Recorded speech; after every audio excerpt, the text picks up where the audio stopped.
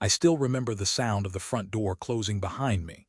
Not slamming, not angry, just that soft, final click, the kind that tells you it's over. Snow was falling over the driveway, and the lights from the Christmas tree glowed faintly through the window I was no longer welcome to look through. My hands were trembling, not from the cold, but from something colder. It was my son's voice that came last. "Dad, it's better this way. You need to understand, we need space." He didn't even look me in the eyes when he said it. His wife stood behind him, arms crossed, the kind of smirk people wear when they've already won an argument. I tried to smile, God knows I tried. "Son, it's Christmas Eve. I thought maybe we could." He cut me off. "No, Dad, you've done enough. Done enough. I built that house when he was 8. Worked nights at the plant, came home smelling of steel and sweat just to pay off the mortgage. I still remember the day I carried him across that same doorstep, the one that just closed behind me. And now, all I could carry was a small duffel bag, half full of clothes, half full of shame. I walked down the driveway slowly, each step sinking into the snow like it wanted to hold me there. The wind howled between the trees, a cruel reminder that even the earth can sound like laughter when you've lost everything. At the end of the street, Christmas lights blinked from every porch, reds, greens, and golds twinkling in patterns of joy I no longer belonged to. Families inside were hugging, toasting, unwrapping gifts. I had no family left to toast with. You don't really notice how big silence can be until the world around you is celebrating. I found an old bench near the bus stop. Sat down, clutching my coat tighter. It wasn't much of a coat anymore, just a relic from better years. My wife had bought it before she passed, back when winter still meant something other than loneliness. A small boy passed by with his mother, laughing, dragging a sled behind him. I wanted to smile. I did. But something in my chest felt locked, as if every memory had frozen solid. People say old age is about wisdom, but I think it's really about accumulation of years, regrets, moments you can't take back. And yet I couldn't hate my son. I wanted to. But every time I tried, I saw that same 8-year-old boy sleeping on my shoulder after his first baseball game, telling me, "Dad, one day I'll buy you a big house." Maybe he did. He just forgot to leave me a room in it. The bus came and went. I didn't get on. I had no destination, no plan, just the numb ache of being unwanted. I walked for hours, letting the city blur into lights and snowflakes. Eventually, I found myself standing outside an old diner I used to take my wife to. The sign still flickered, Maple Corner Cafe. Through the fogged glass, I saw a few late-night customers, truck drivers, a couple of teenagers on a date. It felt like watching life through someone else's memory. I almost turned away when I heard a voice from behind me. "Cold night to be walking alone, isn't it?" I turned. A woman in her 50s, bundled in a red scarf, holding 2 cups of coffee. I didn't know her name yet, but later I would learn it was Margaret. For now, she was just a kind face in the dark. She looked at my trembling hands and said softly, "Here, you look like you could use this more than me." I hesitated, pride fighting hunger, but warmth wins over pride when your soul's been left out in the snow. "Thank you," I said, my voice cracking. We stood there in silence for a moment, 2 strangers, one act of kindness between us. When she left, I sat back down on that same bench. Steam rose from the coffee cup, curling like fragile hope. And for the first time that night, I whispered to no one in particular. Maybe being a father isn't enough to be family. The snow kept falling. The streets emptied. Somewhere a church bell rang midnight. I thought about calling my son again, maybe saying sorry, though I didn't know what for. But the phone in my pocket stayed there, heavy and still. So instead, I sipped the last of the coffee, feeling it burn just enough to remind me I was still alive. That's how my second life began, not with a celebration or a revelation, but with a paper cup of coffee from a stranger, and the quiet acceptance that sometimes the people who save us are not the ones who share our blood, but the ones who notice we're freezing and stop to offer warmth. The morning came gray and heavy, the kind of sky that forgets it's supposed to be morning. I sat at the edge of the bus bench, still holding the paper cup from last night. The coffee had gone cold hours ago, but I wasn't ready to throw it away. It felt like the last trace of someone remembering I existed. My hands were stiff. The veins along them looked like pale blue roads going nowhere. I rubbed them together, breathing into them until I felt a faint pulse return. Then, without planning to, I stood up and began to walk. My feet knew the way before my mind did. The same streets, the same turns, the same oak tree at the corner, its branches bare, like a skeleton waiting for spring. Before I even realized it, I was standing again in front of the driveway, my driveway, or what used to be. The snow had stopped, leaving behind a thin white crust over the concrete, the kind that crunches under your shoes if you dare to step on it. I didn't. I stayed on the sidewalk, afraid the new owner of my memories might call the police.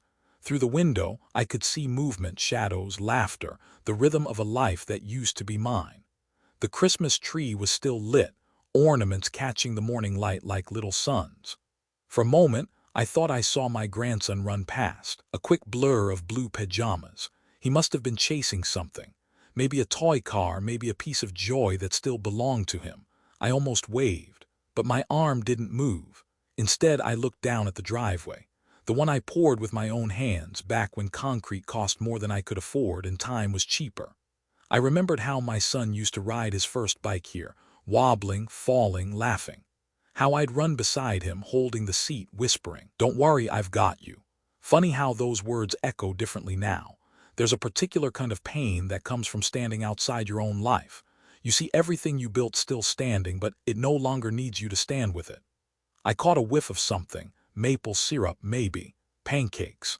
My daughter-in-law was cooking breakfast. The smell drifted through the air and hit me like a memory.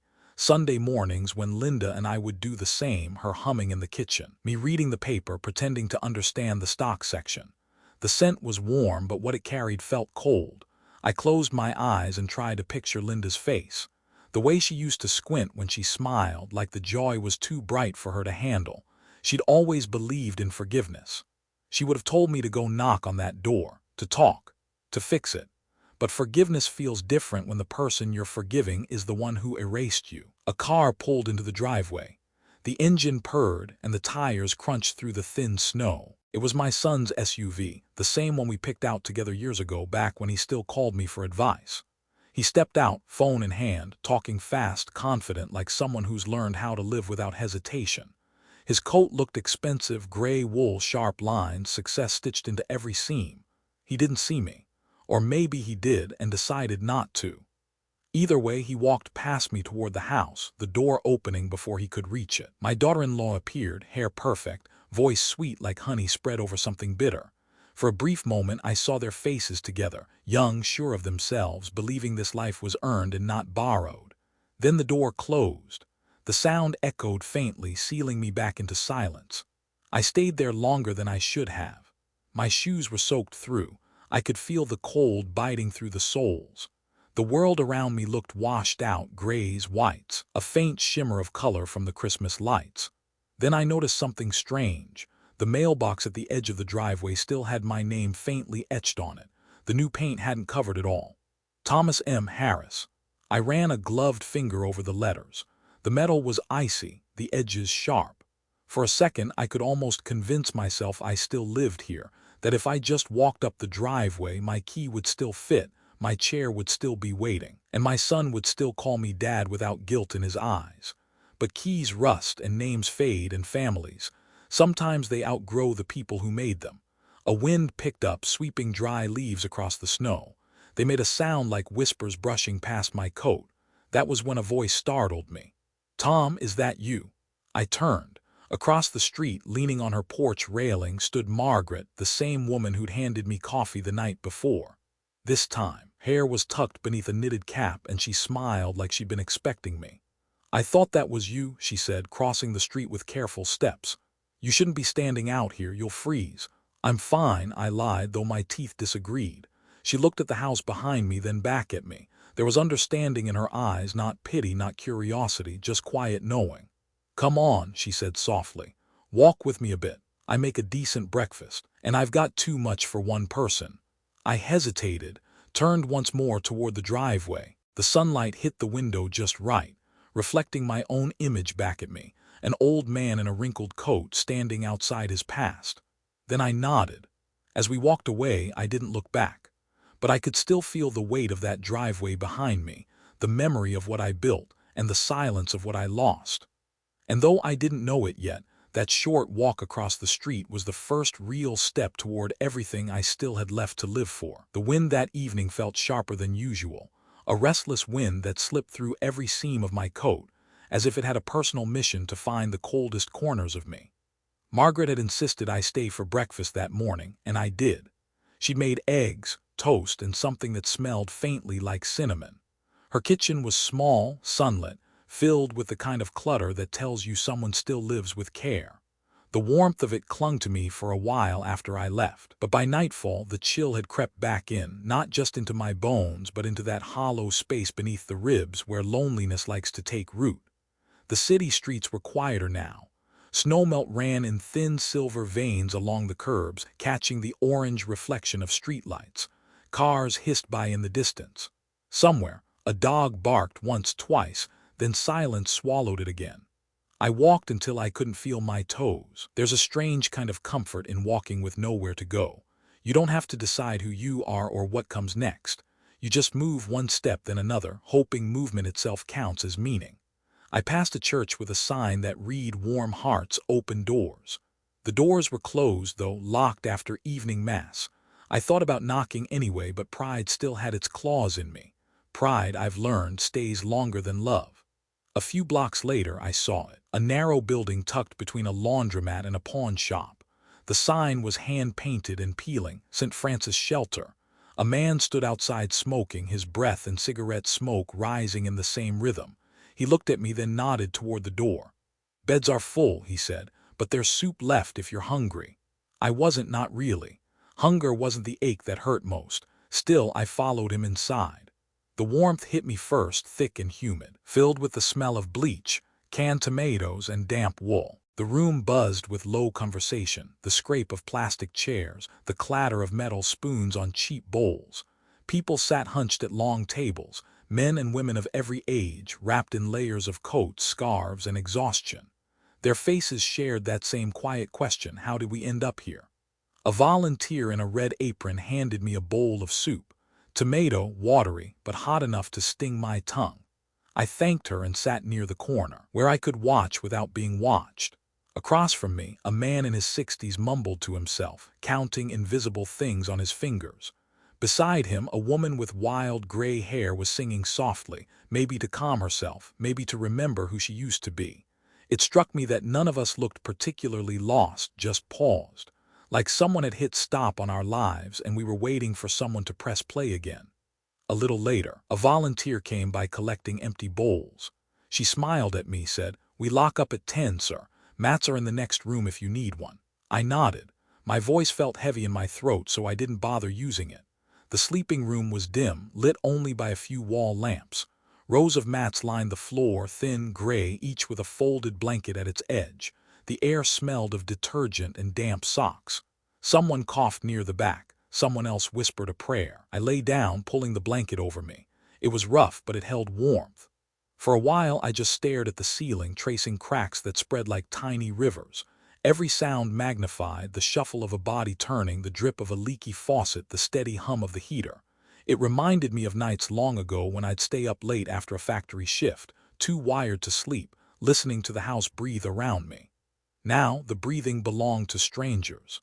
Somewhere near midnight, a man started crying softly, not loud, not broken, just a slow leaking of sorrow, the kind that doesn't expect comfort. The sound filled the room like a lullaby no one wanted to hear. I thought about my son again. The way he used to cry when he scraped his knee, how I'd carry him inside, set him on the kitchen counter, tell him that pain was proof you were still alive. I wondered what he'd think if he saw me here, surrounded by discarded shoes and broken dreams. Would he feel sorry, or would he turn away the way he did on the porch? The heater clicked off. The silence after was almost physical. I could hear my own heartbeat, slow and steady like an old clock refusing to stop ticking. I closed my eyes.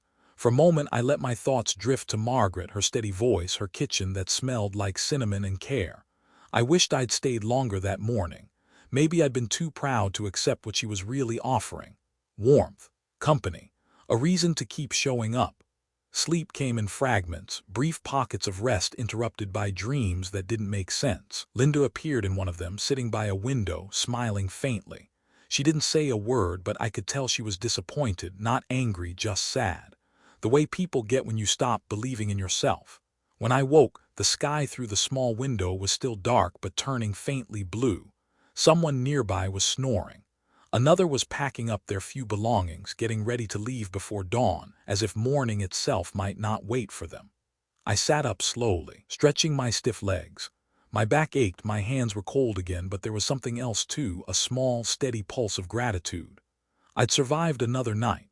Outside, I could hear the city waking, trucks in the distance, a bus groaning to life, the faint hiss of tires over wet asphalt. And beneath all of that, a quiet voice inside me whispered something I hadn't felt in a long time. "You're still here, Thomas. You're still here." So I stood, folded the blanket, and walked toward the door. The cold waited for me outside, yes, but so did morning. And somewhere across the street, a woman named Margaret was probably pouring her first cup of coffee. Morning crept in slowly, like a shy guest unsure if it was welcome.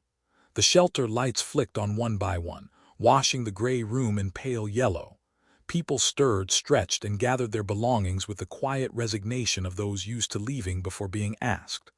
I sat on the edge of the mat, rubbing warmth back into my hands. My breath fogged in front of me. The heater had stopped sometime in the night, and now the air smelled faintly of bleach, instant coffee, and damp wool. A volunteer in a blue sweatshirt passed by, collecting blankets. "Thank you," she said gently. I nodded. Words still felt expensive. Outside, the sky was the color of wet paper. The wind carried the metallic tang of early morning, exhaust fumes, rain on asphalt, the faint sweetness of someone's bakery blocks away. I started walking again. The streets were waking up. Trucks rumbled down Main Street, flashing their amber hazard lights. A bus hissed to a stop, releasing a puff of gray breath into the cold air. A man in a delivery uniform rushed by, balancing 2 cups of coffee, his steps confident, his day already claimed. I envied that sense of purpose, knowing where you had to be and who was waiting for you when you got there. I had nowhere to hurry to. My shoes were still wet from last night's slush, the soles thin enough that I could feel the small ridges of the sidewalk beneath them. Every few blocks I stopped to rest, pretending to check the street signs so no one would notice how winded I was. When I reached the edge of my old neighborhood, the sun had begun to climb. The light wasn't warm yet, but it made everything visible, the uneven fences, the frozen lawns, the faint steam rising from roof vents. And then, like some memory come back to life, I saw her again. Margaret. She was kneeling by her mailbox, brushing off a thin layer of snow with her gloved hand. A plaid scarf wrapped loosely around her neck, and from the porch the smell of something baking drifted toward me, butter and sugar, maybe cinnamon. I hesitated on the sidewalk, half afraid to intrude, half hoping she'd notice me. She did. "Tom," she called out, shading her eyes from the weak sunlight. Her voice carried warmth that the air didn't have. "Come here, please, you look frozen." I almost said no. The instinct to decline kindness is strong when you've lost everything. But my stomach betrayed me with a low growl, and my hands were trembling again. She smiled as if she'd heard it. "Coffee's ready," she said, "and I make a mean blueberry muffin if you don't mind yesterday's batch." I followed her up the short walkway. The porch creaked beneath my shoes, and a small wind chime tinkled above the door, 3 delicate notes that sounded almost like laughter. Inside her home was a different world entirely. The air was warm, scented with baked sugar and something citrusy. A radio hummed quietly in the background, an old jazz station playing a saxophone tune that sounded both lonely and alive. "Sit," she said, pulling out a chair at the small round table near the window. The tablecloth was faded yellow with tiny embroidered flowers. Everything about the place felt lived in, imperfect but honest. She poured coffee into a chipped mug and set it before me. The smell alone could have woken the dead. For a while we didn't talk. The quiet stretched comfortably between us, filled only by the clink of her spoon against the mug and the faint ticking of a clock above the stove. Then she said softly, "You went back there, didn't you?" I looked up, startled. She didn't need to name the place, the house, the driveway, my son. "Yes," I said finally, "I did." She nodded, not pressing for more. "I thought so. You've got that look, the one people get when they've seen something they shouldn't have to see." I smiled faintly, though it didn't last. I guess I just wanted to remember, or maybe I wanted to be remembered. Margaret stirred her coffee slowly. "That's the hardest part, isn't it? Being invisible in a place you helped build." Her words found their way straight through me. We sat there in that soft morning light, two people carrying different kinds of loneliness. Outside, the neighborhood hummed to life, a car door slamming, a dog barking, the muffled laughter of schoolchildren at the bus stop. I watched steam curl from my coffee cup, small ghostly swirls that rose and disappeared. "You ever feel like the world just kept going without you?" I asked. "All the time," she said, smiling gently. "After my husband died, the house felt like a museum. I kept expecting him to walk in from the yard, covered in sawdust, complaining about my cooking. The silence afterward, it was a kind of noise I couldn't turn off." Her eyes softened, and for a moment, I saw the weight she carried too, quiet but constant. "I guess that's why I talk to strangers," she added, me from disappearing completely. The coffee had cooled, but I kept sipping. Each swallow felt like an anchor holding me steady against a current I didn't want to name. Margaret got up and opened a tin on the counter. "Here," she said, handing me a small paper bag. "A few muffins for later, and before you argue, yes, I insist." I took it carefully as if the bag were something fragile. "Thank you," I said. "You don't even know me." She shrugged, smiling. "I don't have to know your story to know you're human." The words landed softly, but they stayed. When I stepped back outside, the air had warmed just a little. The snow was melting on the sidewalk, turning into thin rivulets that caught the light like threads of glass. I turned once just before leaving her gate. Margaret stood by the doorway, one hand lifted in a small wave. That simple gesture, that cup of coffee, that quiet kitchen, felt like the first real thing that had happened to me in years. And as I walked down the street, I realized something had shifted inside me. It wasn't hope, not yet. Hope is too big a word for something so new. It was more like the faint stirring of warmth beneath the frost, the smallest proof that even a life left out in the cold can start to thaw again. I don't remember deciding to go. It wasn't a plan or courage or even hope. It was just a quiet tug, something unfinished that pulled me back toward the house I once called home. Margaret had given me another breakfast that morning, oatmeal, apples sliced thin, a drizzle of honey. She talked about her garden, her plans for spring, how she'd plant tulips along the fence when the frost broke. I nodded, pretending to listen. But my thoughts kept wandering across the street to that house with the neat lawn and the windows that never opened. "Maybe you should talk to him," she said gently as I rinsed my cup. I looked up. She didn't need to say who. "You don't make peace by waiting for someone else to feel sorry," she added. Her voice was kind, but it carried a firmness that reminded me of Linda. So after lunch, I walked across the street. The neighborhood looked different in daylight, too clean, too polite. Cars gleamed in driveways, and every mailbox looked freshly painted. Life here went on perfectly without me. When I reached my son's house, I hesitated at the door. The wreath from Christmas still hung there, though its pine needles had started to brown. I raised my hand to knock, but the sound froze in my throat. Before I could decide, the door opened. It was my daughter-in-law, Karen.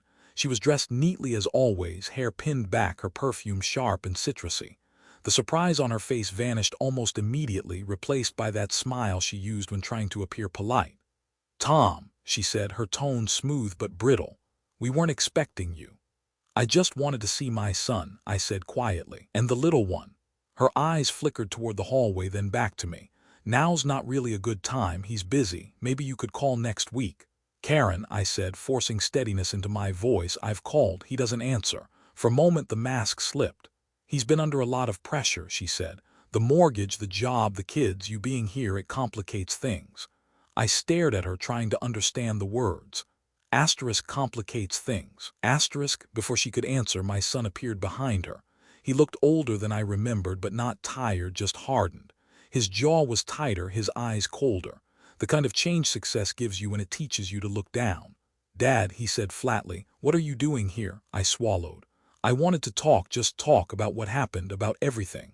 Karen folded her arms.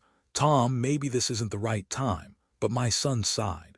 "No, it's fine, let's just get this over with." He stepped aside, motioning me in. The living room looked like it had been copied from a magazine, clean lines, muted colors, not a speck out of place. The air smelled faintly of lemon polish and distance. I sat on the edge of the sofa. He stood by the window, arms crossed. Karen lingered near the door like she was guarding an exit. "I know you're angry," I began. "And maybe I didn't do everything right, but I never meant for things to end the way they did." My son didn't answer, he just stared at the floor. I gave you that house so you could have a future, I continued, my voice cracking slightly. So your kids could have something stable. I didn't think I was giving away my place in it.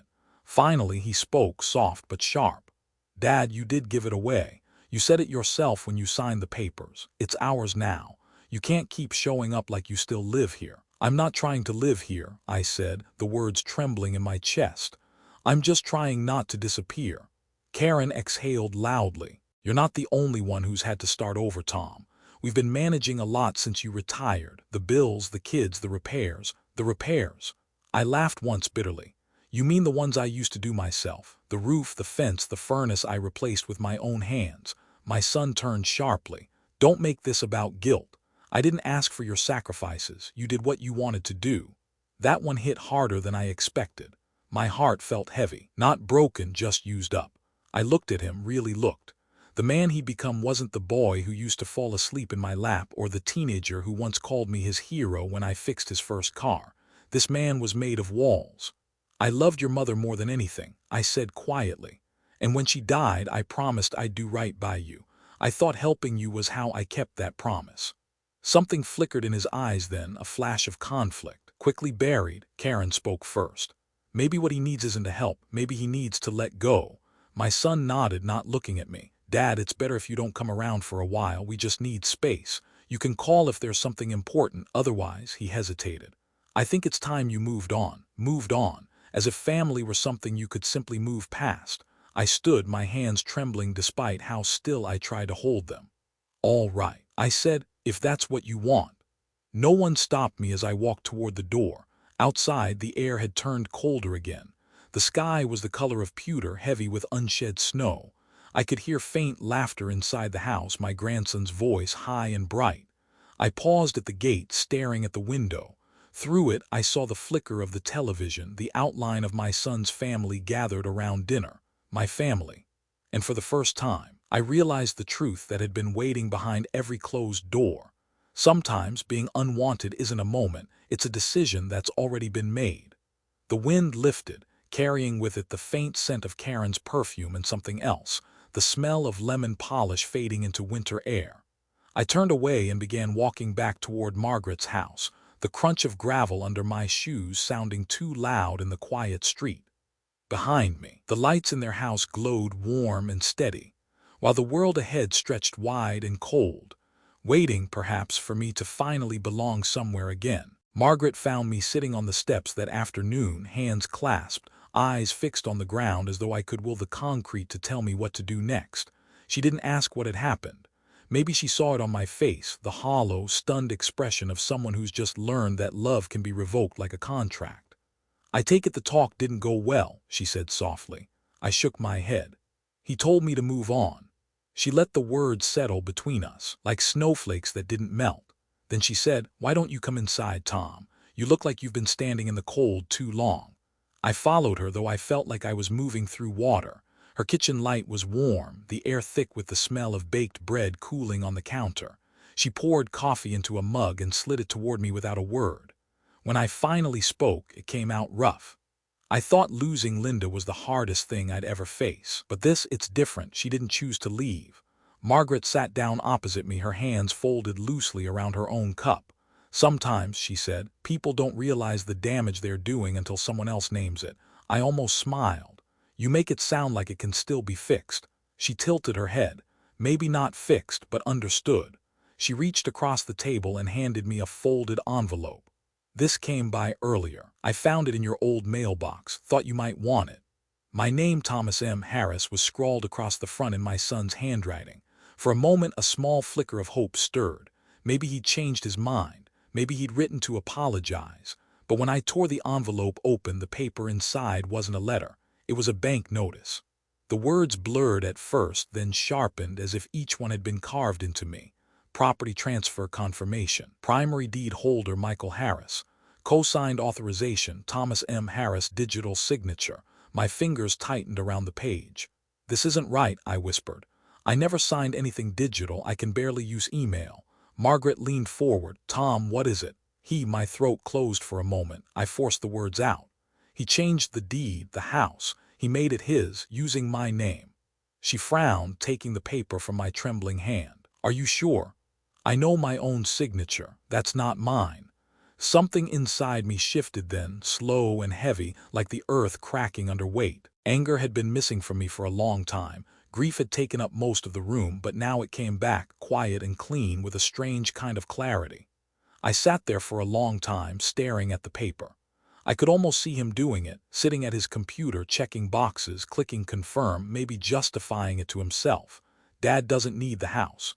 He'll be fine." I remembered the words he'd said in the living room. "You said it yourself when you signed the papers." Now I understood what he meant. Margaret placed a hand over mine. "There must be a mistake." "There's no mistake," I said, my voice steadier than I expected. "He stole it." She went quiet, then stood and opened a drawer, pulling out a small folder. "Listen," she said, flipping through a few pages. "My husband handled our paperwork before he passed. I learned a bit helping him. You still have rights, Tom. You're listed on that document as a co-signer. That means they used your identity. You can challenge it." Her words reached me through a fog. "Challenge it," I repeated. "He's my son, Margaret. What kind of father drags his own child into court?" She looked at me, eyes steady. "The kind who's been robbed of more than a house."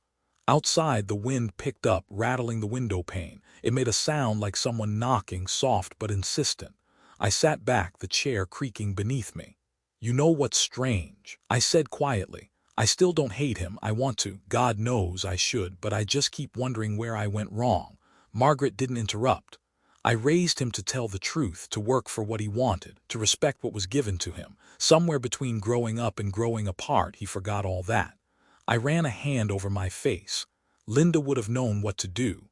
"Maybe," Margaret said. "Or maybe she'd tell you what I'm about to say. Sometimes doing nothing is how people like him keep winning." Her words hung there, not harsh, just true.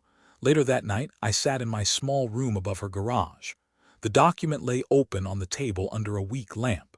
My reading glasses slid down my nose as I traced the fake signature with one finger. The more I looked, the clearer it became. He hadn't just taken my home. He'd taken my trust and turned it into collateral. From the window, I could see the faint glow of their house across the street. Lights in the upstairs windows. The hum of a life continuing, unaware or unconcerned about what it had cost someone else. Somewhere, deep in my chest, something clicked back into place. A sound like resolve. The next morning, I found Margaret already in the kitchen, hair tied back, reading glasses perched on her nose. She'd made coffee and was flipping through a notebook. "I called someone," she said as I stepped in.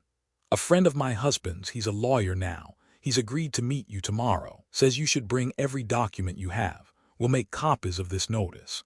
I opened my mouth to protest, but she stopped me with a look. "You deserve to be treated fairly, Tom. That house wasn't just wood and bricks, it was your life's work. You don't have to let him erase it." I looked at her, at the small kindness lines around her eyes, at the quiet conviction she wore like armor. And for the first time since this began, I felt something close to strength, thin and trembling but real. I nodded. "All right," I said. "Tomorrow, then." Margaret smiled faintly. "Good, I'll drive." Outside, the sky was just starting to lighten.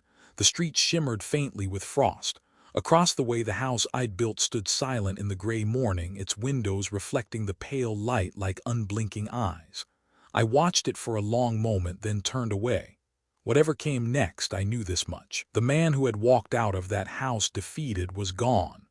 And in his place stood someone ready, finally, to stop being the victim of his own forgiveness. Morning light bled through the thin curtains like diluted gold, touching the edges of Margaret's kitchen table where two mugs sat steaming. One was hers, filled to the brim with coffee. The other was mine, cooling untouched. The faint sound of the radio drifted in from the living room, soft jazz, just enough to fill the silence without pressing against it. The night before had felt endless. I'd lain awake, replaying every word from the meeting with my son, every flicker of his expression when he told me to move on. But what haunted me more wasn't his voice, it was my own silence. This morning, that silence had hardened into something new, not anger, something quieter, heavier, a decision beginning to take shape. Margaret broke the stillness first. "We'll meet him at 10. His name's Peter Langston, old-school lawyer, the kind who still believes paperwork should mean something."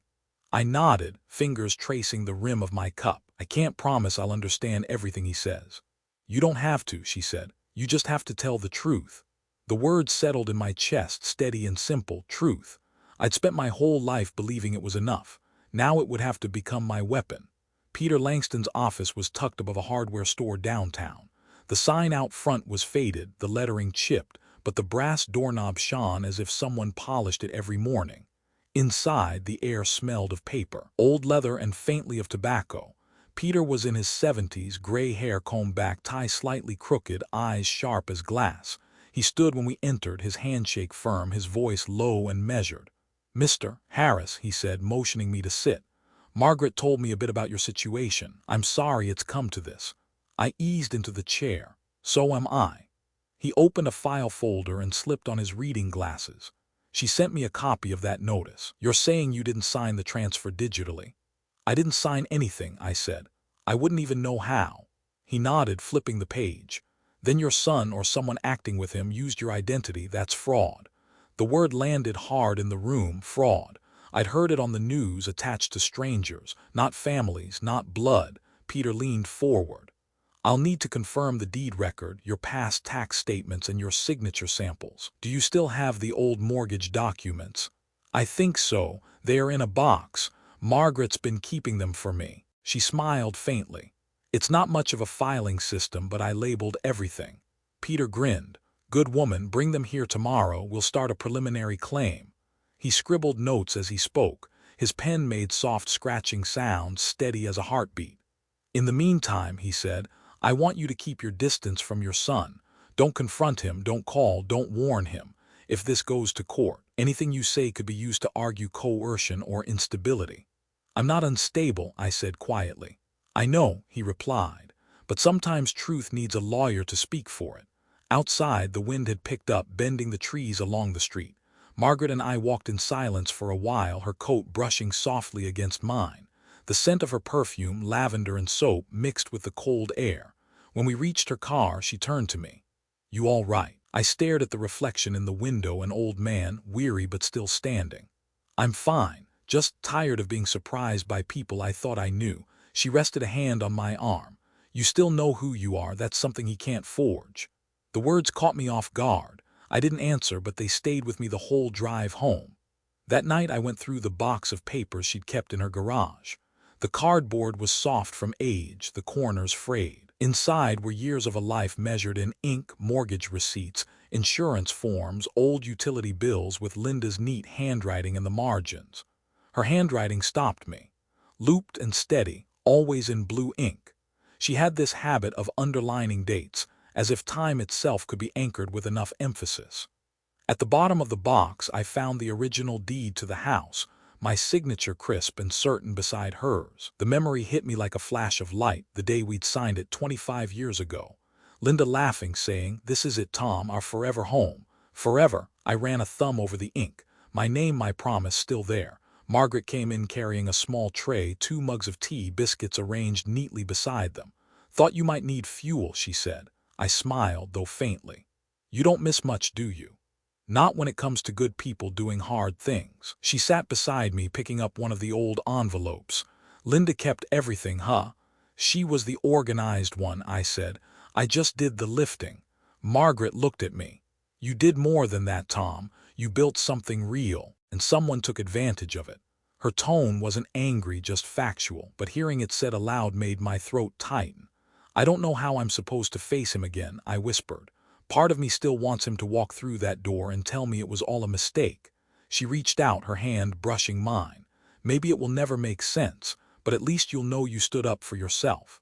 I nodded slowly. "That's the part I keep forgetting how to do." "Then start small," she said. "Tomorrow we take these papers to Peter. After that, one step at a time." After she went to bed, I sat at the table a while longer. The house was quiet except for the hum of the refrigerator and the faint ticking of the wall clock.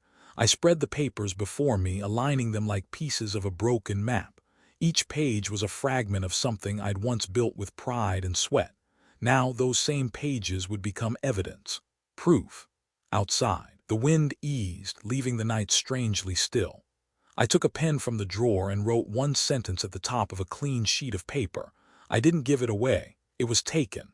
Then I folded the page, placed it on top of the stack, and turned off the light. For the first time in months when I lay down, I didn't dream about the past. I dreamed about tomorrow, and the quiet, deliberate steps it would take to reclaim what was mine. The day after meeting with Peter Langston was gray and unhurried, as if the sky itself had paused to think. Margaret drove us into town, the heater humming softly between us, the faint scent of her peppermint tea filling the car. Neither of us spoke much. Words seemed fragile that morning, too thin to carry the weight of what waited ahead. Peter was waiting in his office, sleeves rolled up, glasses perched low on his nose. He greeted us with a nod, motioned for us to sit, and opened a folder that already looked fuller than yesterday. "I've checked the county records," he said. "The transfer was filed 6 weeks ago. The signature on the digital form doesn't match your written one. We can move forward with a fraud petition, but we'll need more than handwriting differences. We need evidence of intent." I frowned. Evidence? Proof he knew what he was doing, Peter explained. Emails, messages, conversations, anything showing he used your name without permission. I sank back in the chair, rubbing my palms together. "I don't have any of that." Peter leaned forward slightly. "You might. People talk more freely when they think no one's listening. You still speak to him sometimes." "Not since he told me to move on." "Then maybe," Peter said carefully, "you should give him another chance to talk." That night I couldn't sleep. The air felt heavier than usual, pressing against the walls of the small room above Margaret's garage. I sat by the window, the glow from the street lamps painting thin stripes of orange across the floorboards. I turned Peter's words over in my mind. Give him another chance to talk. It sounded simple, but there was something cruel about it too, pretending there was still a bridge when all that was left was smoke. Still, I knew Peter was right. The truth wouldn't defend itself. Around midnight, I reached for the old flip phone Margaret had lent me. It was an outdated thing, the kind you had to press each key twice to spell a word. I scrolled through the contacts until I found Michael. My thumb hovered over the call button for a long time before pressing it. The phone rang once, twice, then again. When he finally answered, his voice was cautious, clipped. "Dad." "Hi, son," I said quietly. "I didn't wake you, did I?" Pause. "No, I was just finishing some work. What's going on?" I hesitated, swallowing the sting of pride. "I've been thinking about what you said about letting go. I wanted to talk about the house to make sure we're clear on everything." There was a soft exhale on the other end. "Dad, I told you, it's complicated. You signed the documents." "I know," I said, forcing calm. "But I'm not sure I understood what I was signing. Maybe you can explain it again just so I don't make trouble for you later." He sighed again, this time impatiently. "Dad, look, not a big deal. You said you wanted to help us, remember? I just made the ownership transfer easier, that's all. You're still part of it in spirit." In spirit, the words made something cold stir in my chest. "I see," I said softly. "So you filed the transfer yourself?" "Yes," he said. "It was faster that way. I handled everything online. You know how bad you are with computers." His tone was dismissive, the kind of condescension people reserve for the elderly, the forgotten. "So," I continued slowly, "you used my name, my identification." "I had to, Dad. The bank wouldn't approve the new mortgage without it. You'd never understand the paperwork. I did what needed to be done." I let the silence stretch. The phone pressed hot against my ear, my pulse drumming faintly beneath the skin. "Michael," I said finally, "do you realize what that means?" He groaned. "It means nothing, Dad. You always said the house was for the family. It still is. It's just under my name now. That's how things work these days.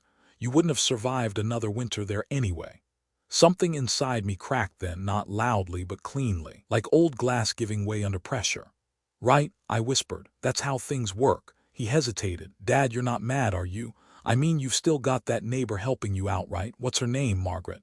The way he said her name made my stomach tight and casual, dismissive, like she was another one of his charity projects. "I'm fine," I said, voice steady. "I just wanted to make sure I understood. Thank you, son." "Sure," he replied. "Take care, Dad." Then the line went dead. I sat there for a while, the phone still open in my hand. The screen light faded, leaving me in the dim hum of the night. My reflection stared back from the window, older, smaller somehow, but not broken.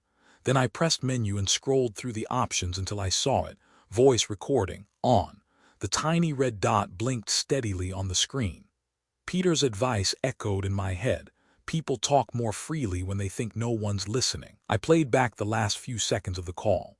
My son's voice filled the room, crisp and unmistakable. "You said you wanted to help us, remember? I just made the ownership transfer easier, that's all. You're still part of it in spirit." The proof was there, his confession, casual and careless, trapped in a device older than his conscience. I sat very still, listening to it again and again until the words no longer stung, until they became something else entirely: evidence. Outside, dawn was starting to pull color into the horizon, soft blues giving way to the first pale light of morning. And for the first time in months, I didn't feel lost. I felt ready. The morning began with a strange stillness, the kind that makes even the sound of your own breathing feel intrusive. Outside Margaret's window, frost feathered the glass, and sunlight slanted through in thin, sharp lines. The world looked fragile, as if one sudden movement might shatter it. I had barely slept. The words from the night before, Peter's calm voice, Margaret's quiet encouragement, kept looping in my mind like a record with a scratch. We had everything we needed: the documents, the signatures, the digital trail. Peter said the evidence would hold, but evidence was one thing, confrontation was another. Margaret found me at the table, already dressed, coat buttoned. "You're leaving early," she said, setting down a plate of toast. I nodded. "I need to see him. One more time." She studied me for a long moment, then sighed. "Be careful, Tom. Don't let anger do the talking." "I won't," I said, though I wasn't sure I believed it. His house looked different in daylight, quieter, almost too quiet. The blinds were half drawn, the front steps swept clean. Everything neat, everything controlled. I stood there for a full minute before ringing the bell. When the door opened, my son's face appeared, surprise first, then irritation. "Dad," he said, exhaling sharply. "We talked about this." "I know," I replied, "and I tried to respect that, but I found something you need to explain." He hesitated, glancing back toward the living room where the faint hum of a TV carried through. "Now's not a good time," he said. "Karen's out and I've got a call." I cut him off, my voice firmer than I'd intended.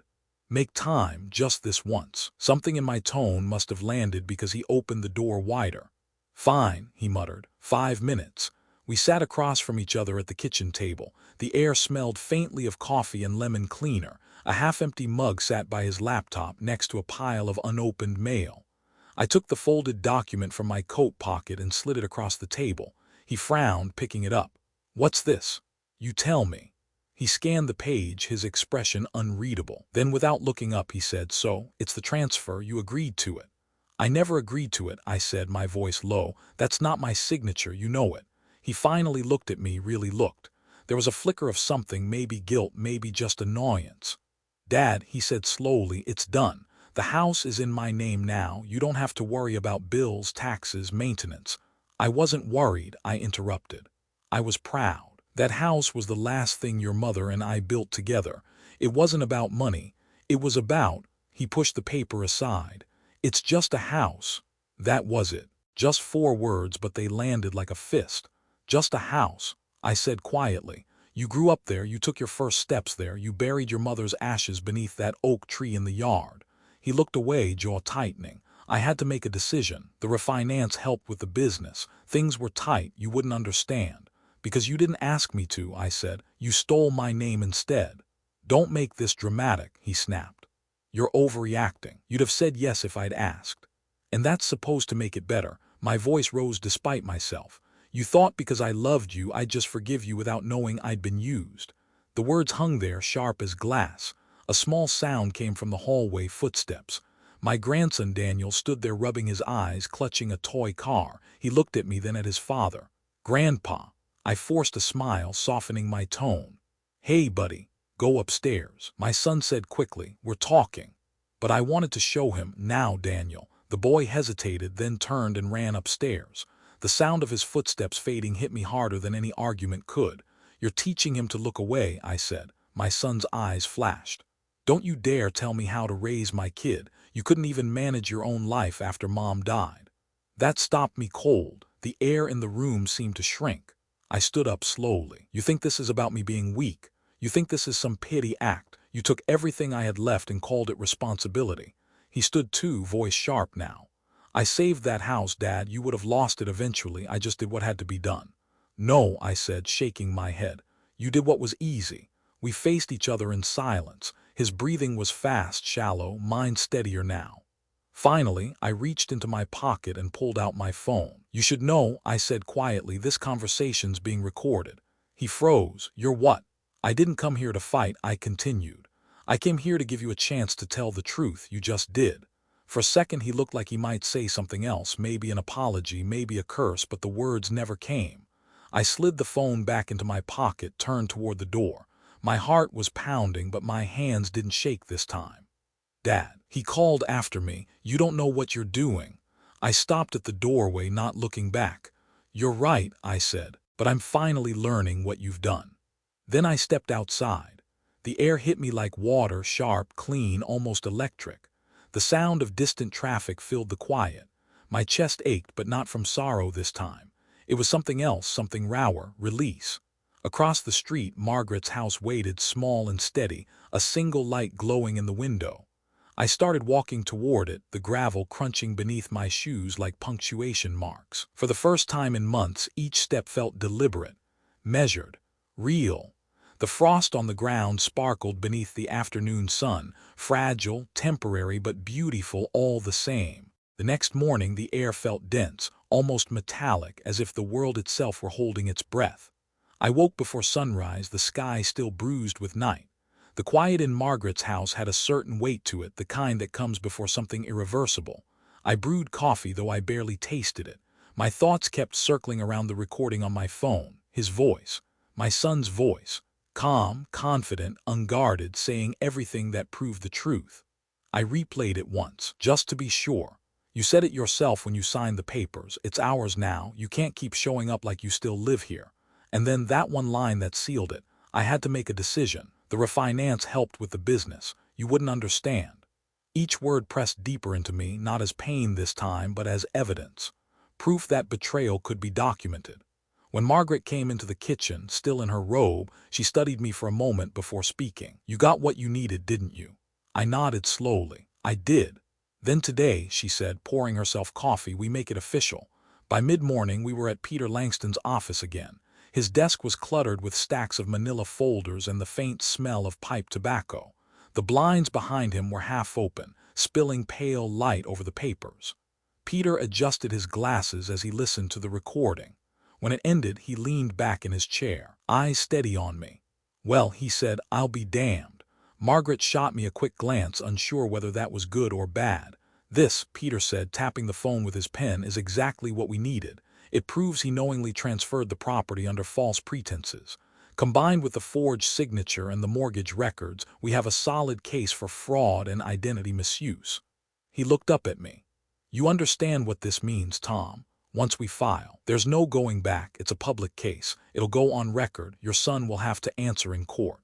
I swallowed hard. "I understand." He nodded slowly, then added, "You need to be ready for him to fight back. He'll deny it. Maybe say you're confused, that you didn't know what you signed. Defense lawyers love that angle." Margaret leaned forward. "He's not confused, he's hurt, but he's clear." Peter smiled faintly. "I can tell."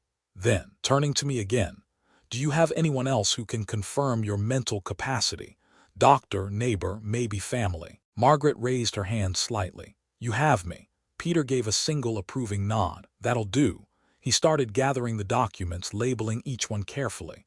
His hands moved with the kind of precision that comes from years of repetition, habit worn into ritual. "We'll file the preliminary motion today," he said. "After that, it's about patience. The court will assign a date. Could be weeks, could be months.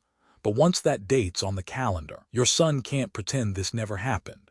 I watched him seal the folder with a strip of tape, the sound of it tearing through the quiet like a match being struck.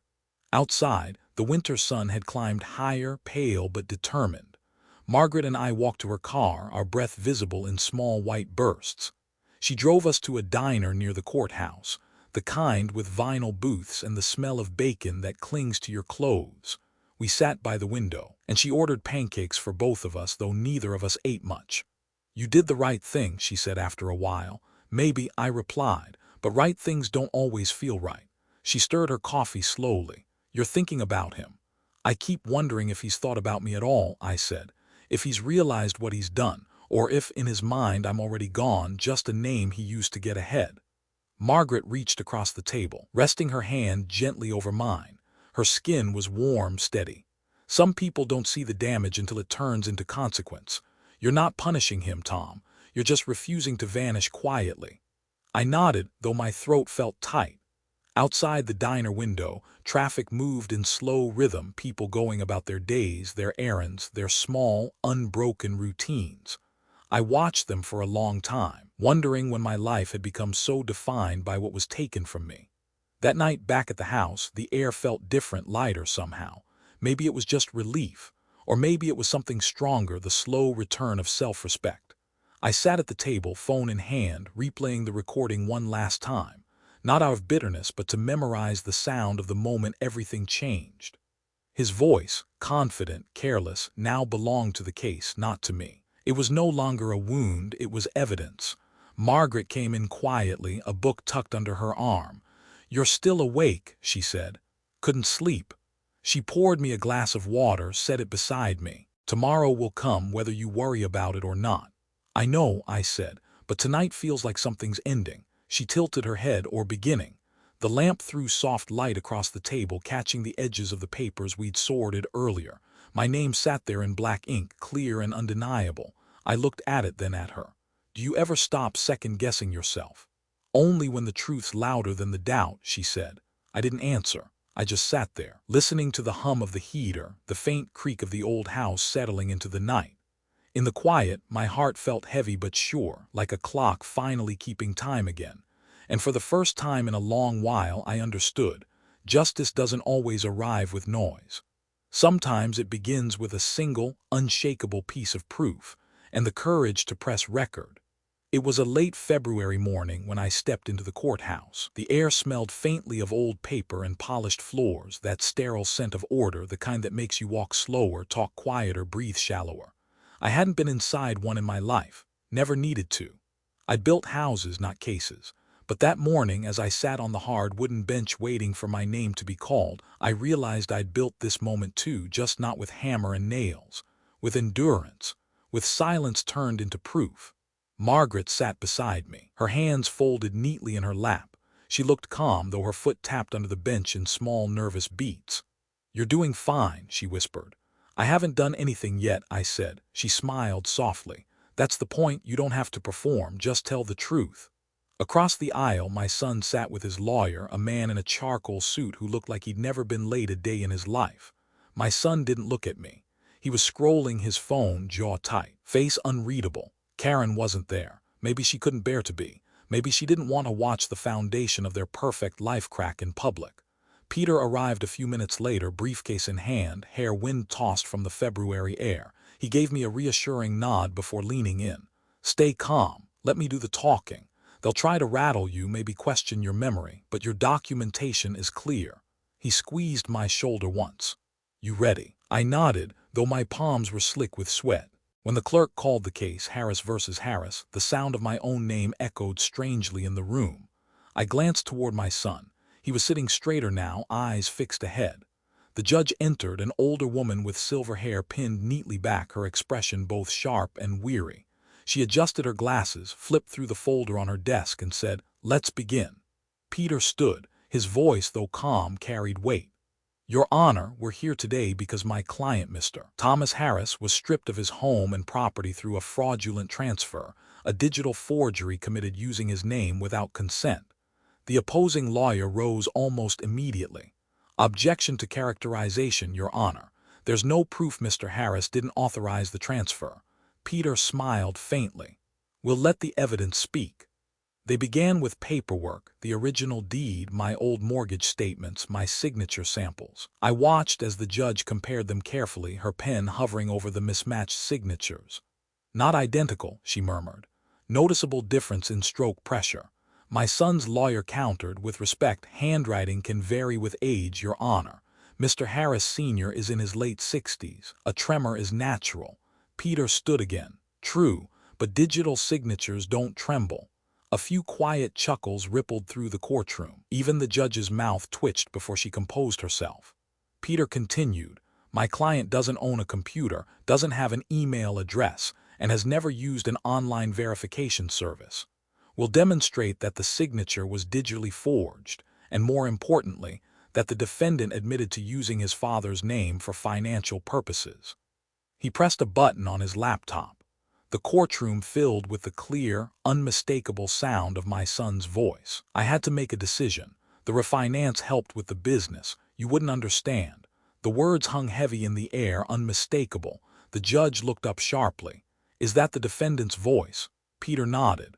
Recorded on the plaintiff's personal device, authenticated this morning by a forensic technician. Full transcript submitted into evidence. For the first time, my son looked at me, not with anger this time, but with disbelief, maybe even fear. He whispered something to his lawyer, who leaned in and murmured back, but I couldn't hear it. I didn't need to. The room already felt different. They tried to spin it, claimed it was taken out of context, that my son had been under financial pressure, that I'd offered to help. Peter let them talk, then stood one final time. Helping, he said, isn't the same as being erased. Mr. Harris didn't ask for repayment or ownership, he asked for respect, and what he got instead was theft disguised as gratitude. Silence followed, the kind that stretches, deepens, fills every corner. The judge adjusted her glasses again, looking from my son to me. Her voice, when it came, was measured but certain. The court finds substantial evidence of fraudulent activity. The property transfer is voided, and ownership reverts to the plaintiff, Thomas Harris. Further, this court orders restitution of any funds gained through refinancing under his name. A rustle of whispers moved through the courtroom.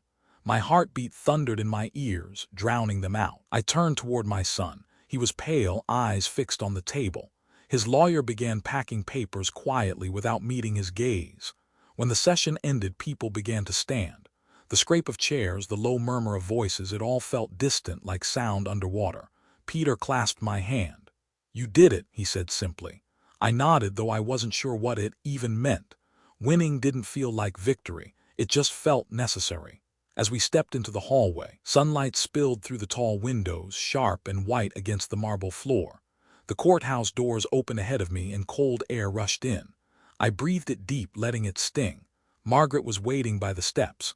When she saw me, she smiled, not big, not triumphant, just enough to say, "You made it through." I walked down to her slowly. My legs felt unsteady, my body suddenly aware of how much weight it had been carrying. She touched my arm. "It's over," she whispered. I looked past her across the street, where people moved in their ordinary rhythms, carrying coffee cups, checking phones, stepping into taxis. Life, untouched by the storm that had just passed. "Maybe," I said softly, "or maybe it's just finally begun." For a long moment we stood there in the winter sunlight, two people who'd learned that justice doesn't roar, it exhales.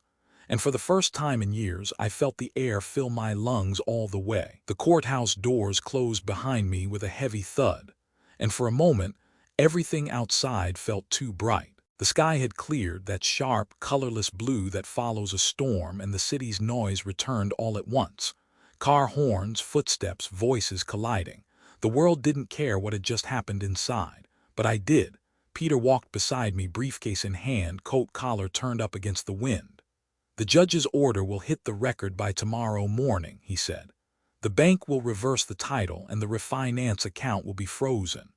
His words were solid, practical, a checklist of victory, but victory didn't feel like triumph. It felt like exhaling after holding your breath too long.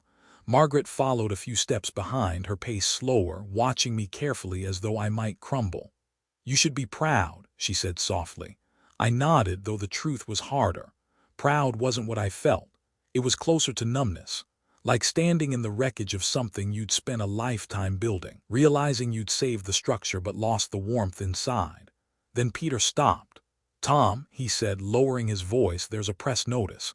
Local station wants a short interview about elder fraud cases. It's routine, these rulings don't happen often." I stared at him. "You mean public?" He hesitated. "You don't have to say much, but if you do, it helps other people. People who don't know they can fight back." Margaret's hand touched my arm. "You don't owe anyone your pain," she said gently, "but you can decide what it's worth." The next afternoon, I found myself standing outside a small community hall in our neighborhood. The local council was holding a town forum on housing rights, and Peter said reporters would be there. I didn't want to speak, but part of me knew I needed to stand where the silence had once buried me. When I entered, The smell of brewed coffee and old carpet filled the air. Folding chairs were arranged in rows facing a small podium draped with the city's flag.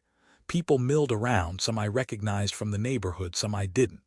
And then across the room I saw him, my son. He stood near the back wall, suit still immaculate, eyes scanning the room. Karen was beside him, holding her phone close, her expression unreadable. I froze. I hadn't expected him to come. Margaret noticed too. "Do you want to leave?" she whispered. "No," I said quietly. "Not this time." When they called my name, my legs felt like they belonged to someone else. I walked to the podium, the murmur of voices softening into a hush. The microphone buzzed faintly, its metallic scent mixing with the faint odor of dust and coffee. "Good afternoon," I began, my voice low but steady. "My name is Thomas Harris." I paused, the words catching slightly. "For most of my life I worked with my hands, built homes for other people. The irony is I never thought I'd have to fight to keep my own." The room was silent. Somewhere near the back, a camera clicked. "I raised a son," I continued. "Taught him about honesty, about earning what you have, but sometimes lessons don't stick the way we hope." A ripple moved through the crowd, the kind of sound people make when something hits too close to home. I could feel my son's gaze burning into me. "I'm not here for revenge," I said. "I'm here because I almost gave up, because I believed being quiet meant being good. It doesn't. Silence only feeds the people who take without asking." I saw movement in the back. My son shifted, then stepped forward, voice sharp. "That's enough." Every head turned. He looked pale, eyes flashing with anger. "You're twisting everything. You think humiliating me fixes what's broken." Peter rose from his seat, ready to intervene, but I lifted a hand. "Let him speak," I said. My son's voice cracked, louder now. "You wanted control. You couldn't stand that I was finally building something of my own." I took a slow breath. "You didn't build, Michael. You borrowed from trust, from my name, from what was left of your mother's memory. You built on sand." The room fell silent again. He opened his mouth, but the words faltered. The camera lights found him now, bright, unforgiving. His lawyer wasn't here to explain it away. It was just him, his anger, and the truth he tried to bury. For the first time I saw it, the crack in his composure. The boy I once carried on my shoulders flickered there for a moment, lost and small behind the man he'd become. He turned away, muttering something to Karen, who stood stiffly beside him. The crowd shifted, uncomfortable. Someone whispered, "That's his son." Margaret's hand brushed mine beneath the table. "Breathe," she whispered. "You've said enough." I looked back at the crowd, then at the microphone. "We talk about justice like it's loud," I said softly, "but most of the time it's quiet. It's just the moment you stop apologizing for being wronged." When I stepped down, the audience began to clap, hesitant at first, then fuller, genuine. The sound filled the hall, echoing off the wooden rafters. It wasn't applause for victory, it was recognition. My son was gone when I turned around. Just an empty space near the door where he'd stood, the faint scent of his cologne still hanging in the air, expensive, cold, already fading.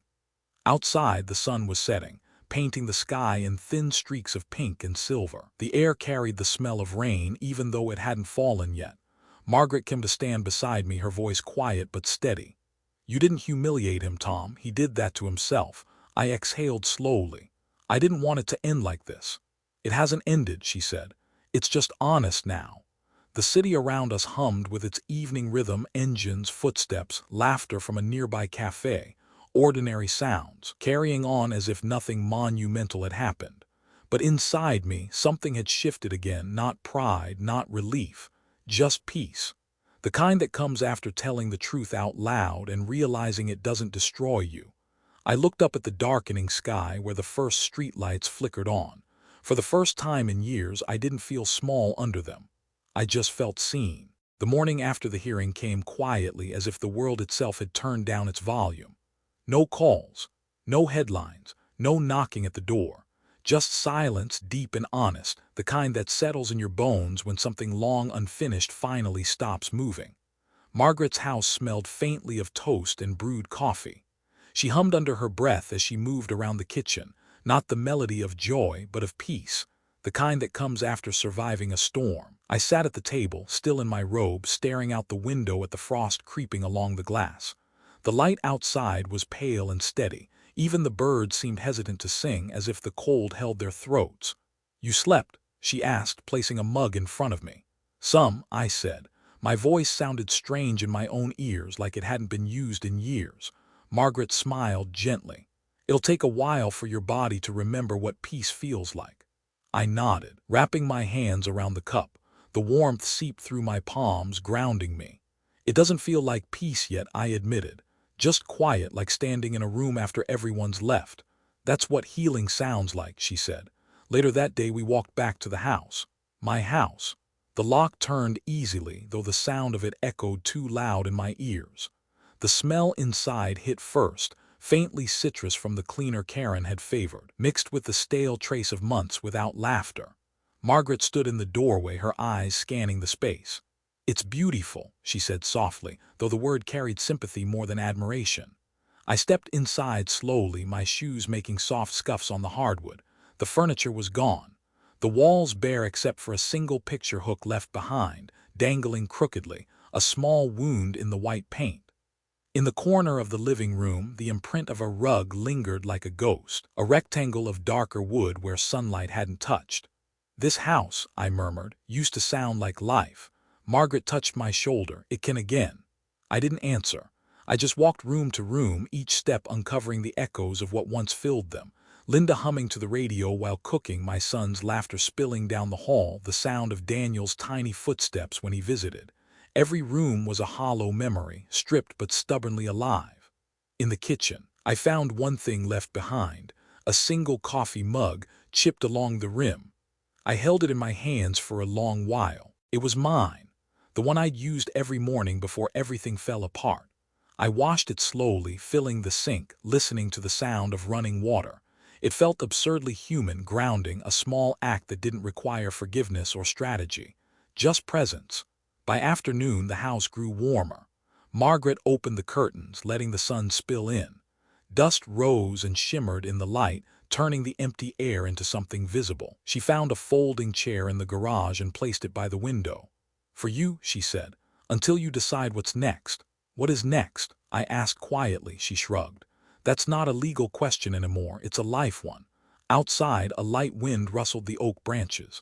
The same tree under which Linda's ashes had been buried, now bare, the bark silvered with time. I stood at the window, watching it sway.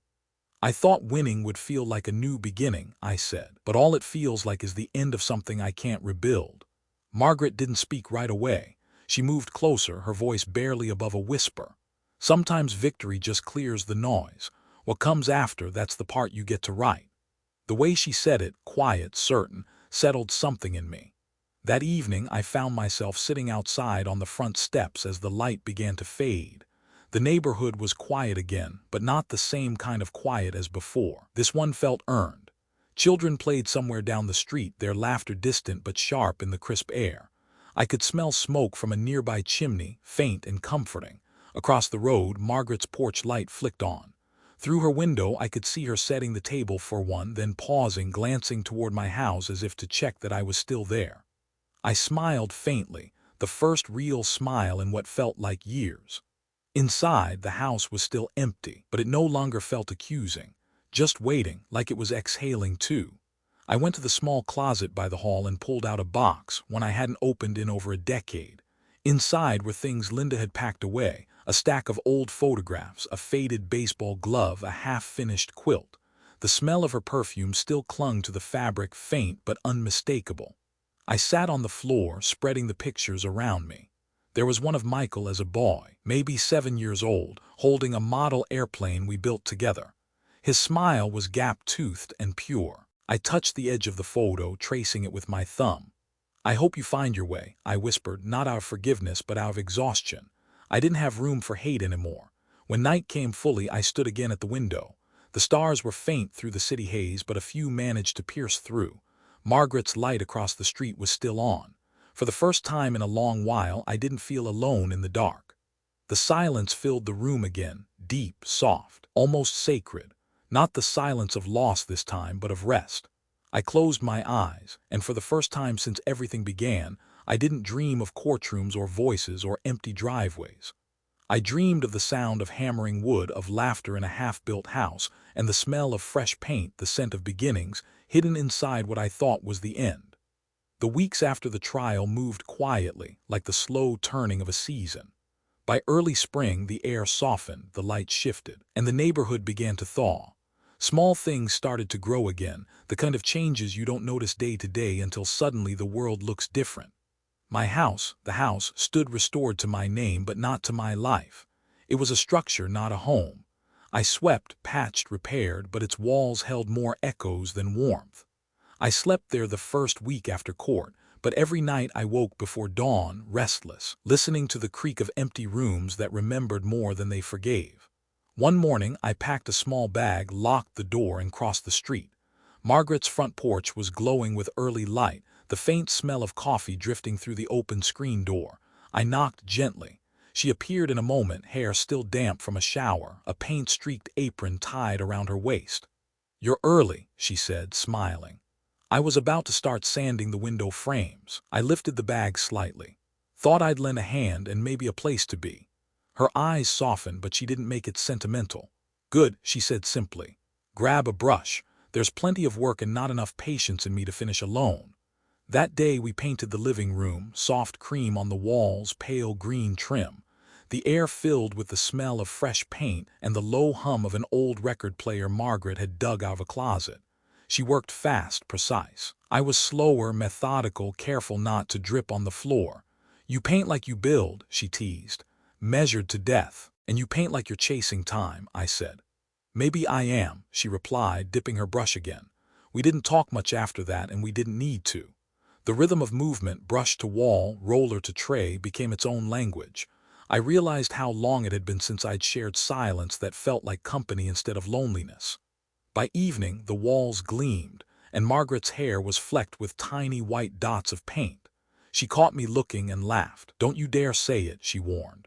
"I wasn't going to," I said, "but you missed a spot." She threw the rag at me. It hit my shoulder and left a faint green smear. We stood there laughing, and for the first time in months I felt something light rise in my chest, not joy exactly, but something gentler. The kind of happiness that doesn't demand attention. Over the next few weeks, a quiet rhythm took shape between us. Mornings, I helped her repair what needed fixing. A leaky faucet, a loose fence post, the hinge on her back door that squeaked like a trapped bird. She paid me in meals, soup simmered for hours, homemade bread still warm when she handed it over. Afternoons, we'd sit on her porch. She'd read, I'd sand old pieces of wood she planned to turn into shelves. Sometimes we didn't speak for hours, and that was enough. Her house was small but alive. The air always smelled faintly of lemon and something baking. Wind chimes by the door made a soft, irregular song every time the breeze picked up. Once I caught myself calling it home out loud by mistake. She didn't correct me. She just looked up from her book and smiled like she'd heard something she'd been waiting for. One evening we cooked together pasta, the simple kind that doesn't need measuring. The kitchen windows were fogged from steam. The sound of water boiling filled the space. Margaret poured wine, handing me a glass. "To reclaimed things," she said, "I raised mine, and to the ones who stayed." We clinked glasses lightly, the sound delicate like something we shouldn't disturb. After dinner, she turned on the radio. A slow old song, something from her youth, she said. She started humming along, then looked at me expectantly. "You remember how to dance?" "Not since Linda," I said. "Then you're overdue." She took my hand before I could think of a reason to refuse.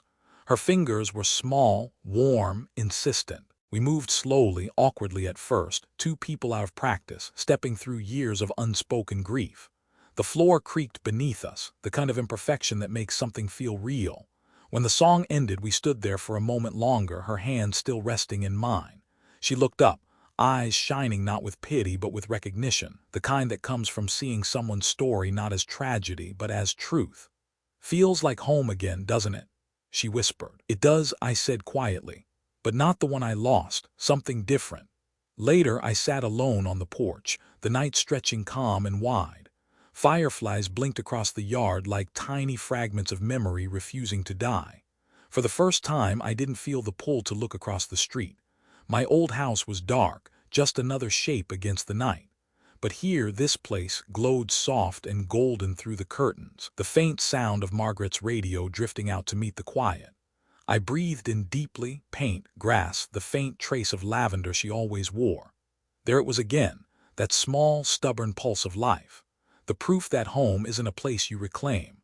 It's something that finds you when you finally stop building walls around what's left of your heart.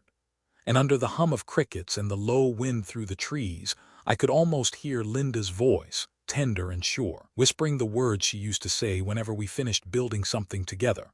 There, that's enough, it's standing now. The morning it arrived was a quiet one, the kind where sunlight slips gently through the curtains instead of pouring in.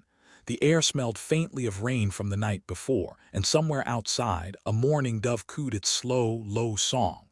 Margaret was in the garden, trimming the last of her winter herbs. I stood by the kitchen window, watching steam curl from the kettle, when I heard the soft clink of metal against metal, the mail slot creaking open. It didn't sound like much, that little noise, but something in me stirred, a small, irrational flutter, the kind that wakes old instincts you thought were gone. I walked to the door and saw a single envelope lying on the rug, cream-colored and slightly bent at one corner. No return address, but the handwriting stopped me cold. It was his, Michael's. I stood there longer than I should have, the world narrowing to that one piece of paper. Edges felt warm in my hand, as if the words inside were alive and waiting. Margaret came in, wiping her hands on her apron. "You all right?" I held up the envelope, unable to trust my voice. She looked at it, then at me. Her eyes softened. "Do you want me to stay?" "No," I said quietly. "I need to read it alone." She nodded once, then reached out and gave my arm a small squeeze before slipping out the back door. I sat at the kitchen table. The clock ticked steadily in the corner, that small, relentless rhythm that life keeps no matter what happens to us. When I finally tore the envelope open, the sound seemed louder than it should have been. The letter was short, handwritten, not typed. "Dad, I don't know how to start this, and maybe that's why I never did. The truth is, I've spent weeks trying to figure out what to say that doesn't sound like an excuse. There isn't one. You were right. I crossed a line that can't be uncrossed.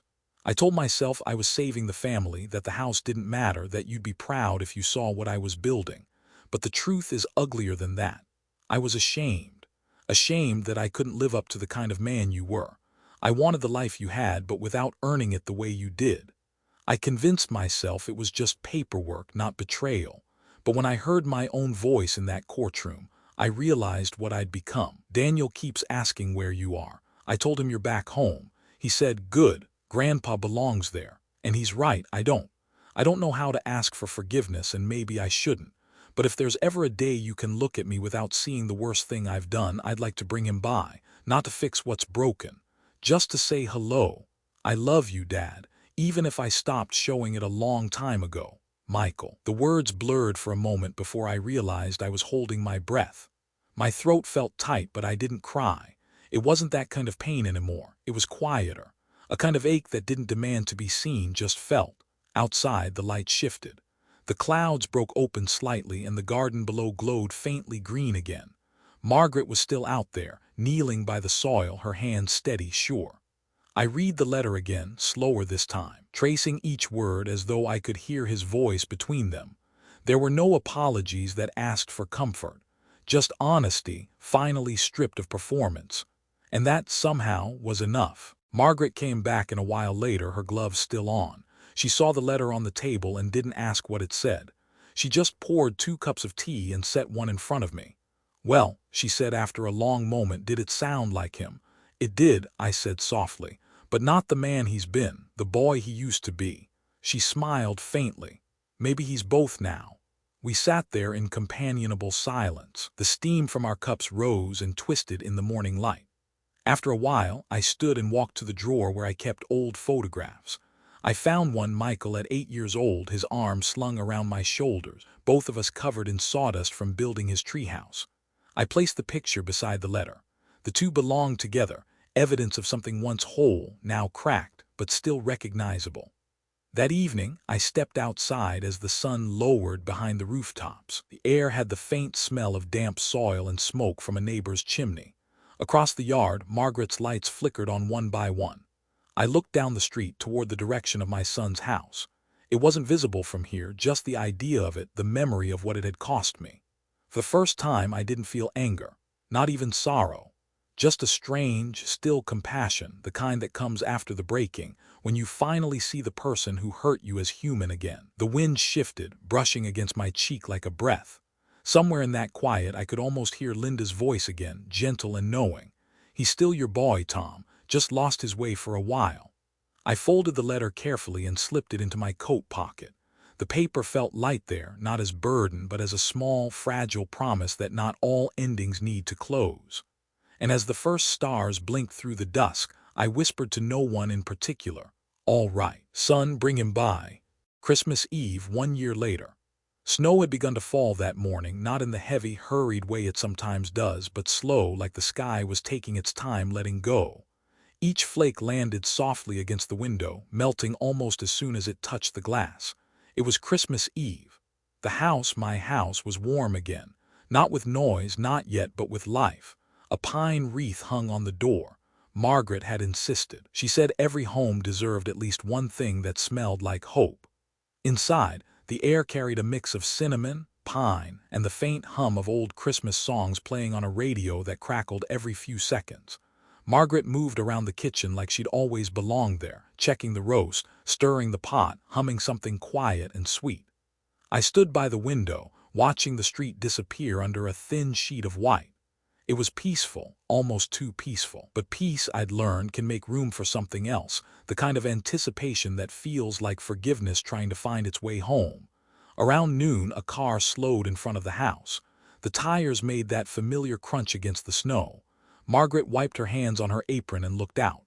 "That's him," she said softly. I didn't move right away. I just stood there, staring as the door opened and a small figure jumped out first. Daniel. He was taller than I remembered, bundled in a red coat, his scarf nearly swallowing his chin.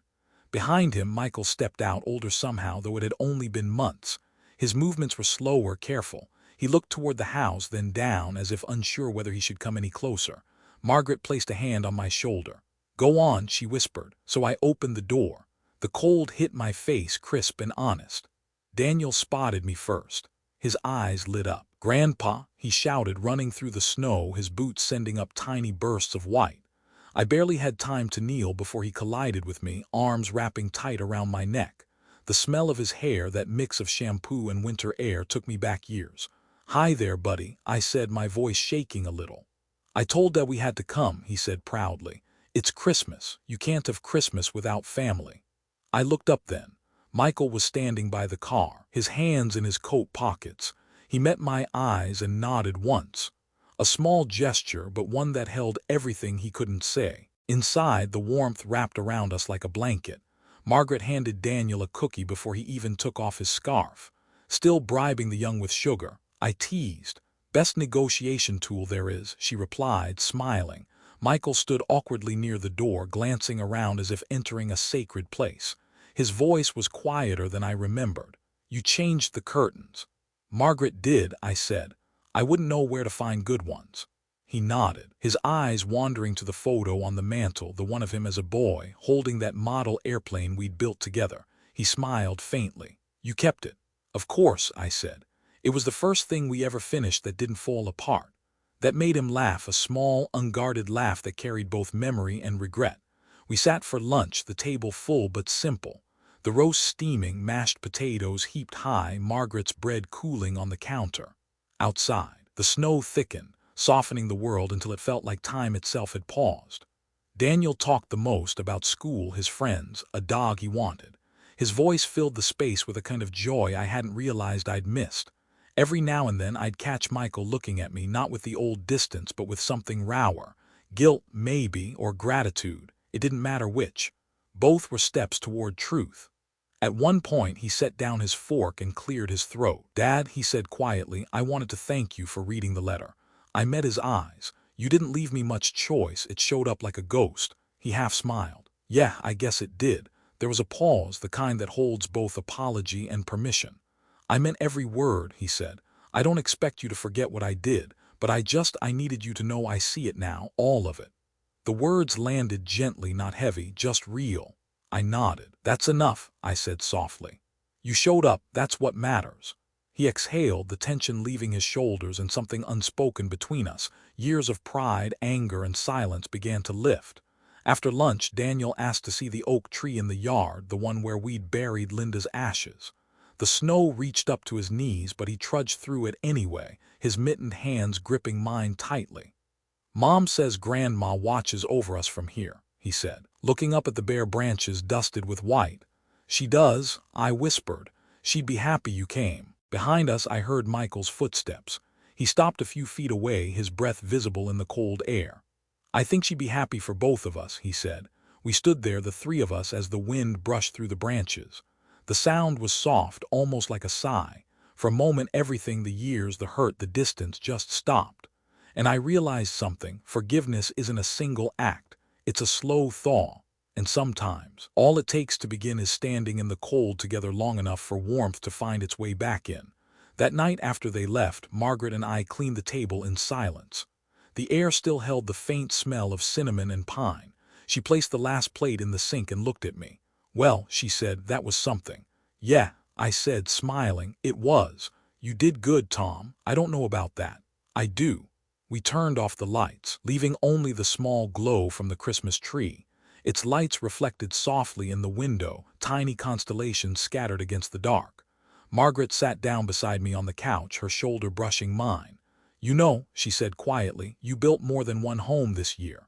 I looked at her, then at the tree, the quiet house, the empty plates that still smelled faintly of laughter. "Yeah," I said after a while, "I guess I did." If you've stayed with me through this story, you've probably felt it too, that ache of distance, that hunger for a second chance, the weight of family and pride. But maybe this is what life's really asking of us, to learn that home isn't a single place. It's the people who still choose to walk back through your door. To understand that forgiveness isn't weakness, it's courage, dressed in quiet. And that love, the real kind, doesn't need to be loud.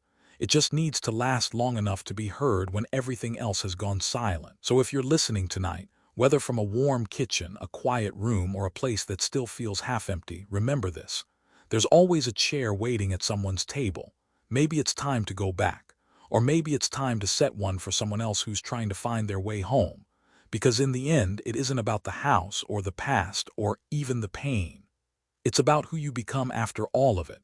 Thank you for staying until the very end of this story. If this touched your heart, even a little, I hope you carry its message into your own life. Cherish the ones who stand by you, forgive the ones who faltered, and never stop believing that healing can find its way home. If you enjoyed this story, please remember to subscribe, leave a comment, and share it with someone who might need to hear it. From our little corner of storytelling to yours, may your days be peaceful, your heart light, and your family warm this Christmas and always. Merry Christmas, and thank you for listening.